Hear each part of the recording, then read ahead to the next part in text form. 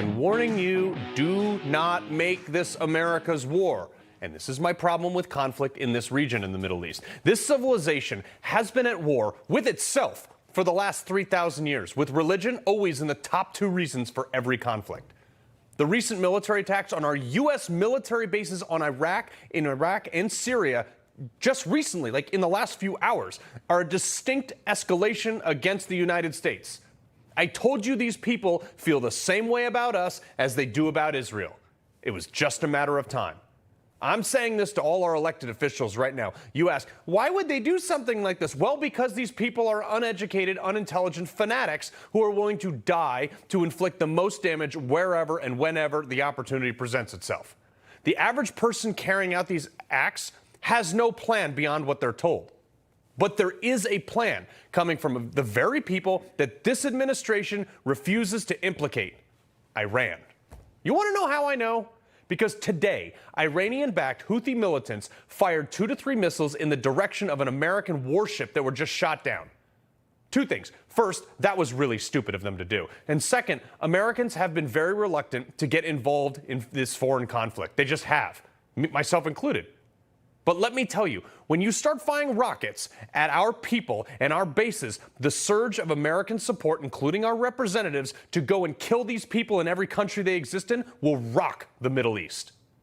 I hate the notion of war, folks. I do not want to do it. I've been there. It is horrible.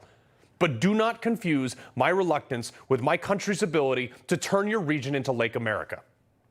I don't know how much clearer this can be. Iran is the root cause of all of this.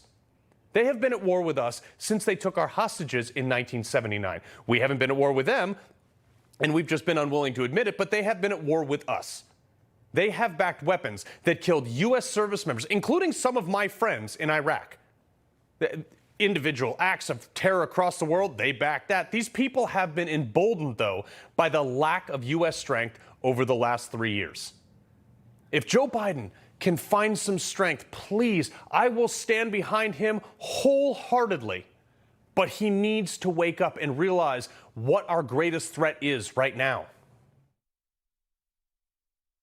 To choose love over hate, unity over disunion, progress over retreat, to stand up against the poison of white supremacy, as I did my inaugural address, to single out as the most dangerous terrorist threat to our homeland is white supremacy.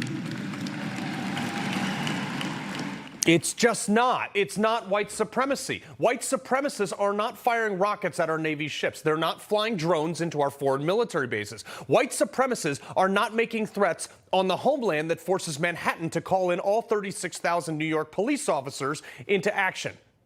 But terrorists are.